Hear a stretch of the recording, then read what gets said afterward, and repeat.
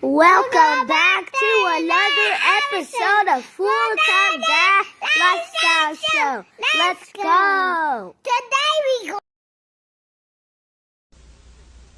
This visit brings us to the sixth principle of success, without which the 5 principles I have given you previously would be useless. It is the principle of self-discipline. Self-discipline, as I am presenting it to you here, has reference not only to your mastery of negative habits, which stand in the way of your success, but more particularly to your development and enforcement of the positive habits you will need in order to avail yourself of the 6 assets you brought over with you in that sealed envelope I mentioned in our first visit. Now let me give you a list of the more important things over which you will have to exercise self-discipline before you can embrace and use the great master key to riches. 1, you will have to gain mastery over your tongue by acquiring the habit of thinking first and then speaking after you are sure that what you say will benefit you and not injure others. A loose tongue often is one's greatest liability. 2, you will have to exercise self-discipline in mastering the common tendency to strike back at those at whom you have a cause, real or imaginary, for a grievance.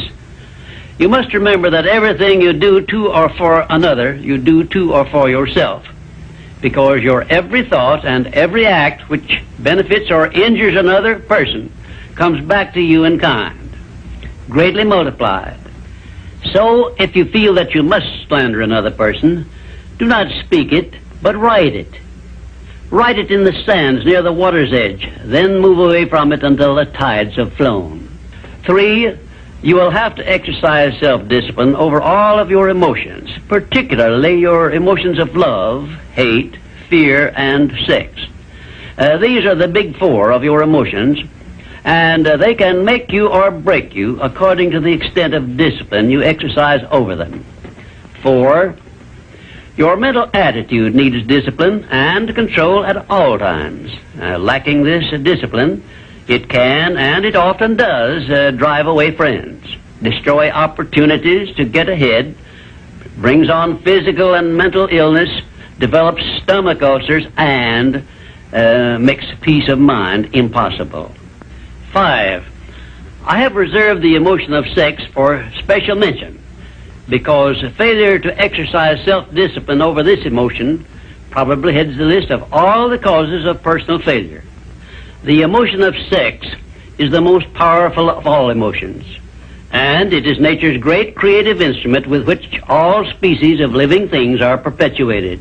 The proper means of self-discipline of the emotion of sex is transmutation, the control and direction of this great emotional feeling toward the attainment of worthy purposes, such as the fulfillment of one's major purpose in life.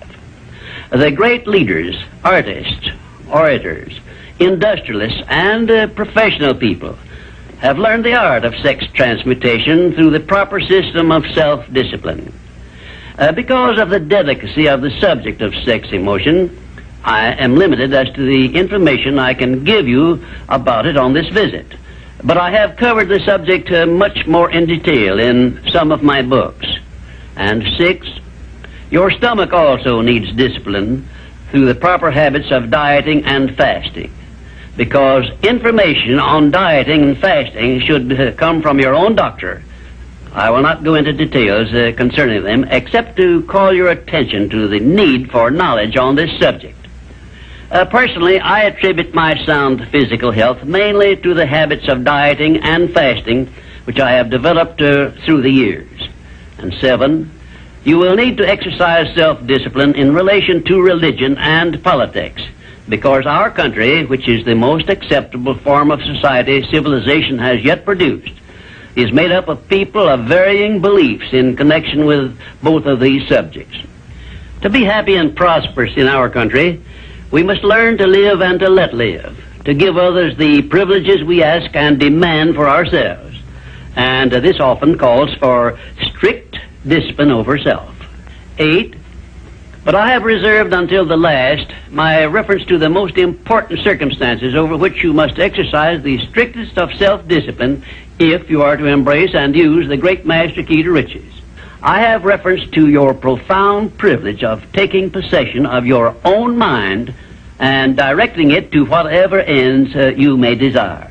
You cannot take possession of your own mind or direct it to definite ends without a practical system.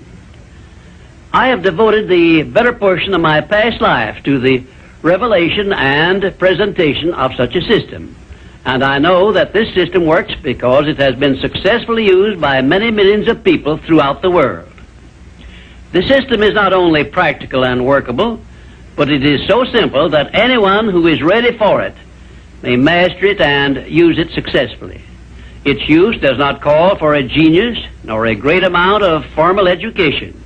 It calls only for a will to take possession of one's own mind and a definite purpose to which the mind is to be directed. Self-Discipline by Thomas A. Edison made him the world's greatest inventor, who revealed to mankind during the first half of the 20th century more of nature's secrets than had been uncovered during the entire previous history of civilization. Self-discipline carried Wilbur and Orville Wright through a multitude of failures and enabled them finally to give the world its first practical airplane, an achievement which has made the world smaller and changed the entire trend of civilization. Self-discipline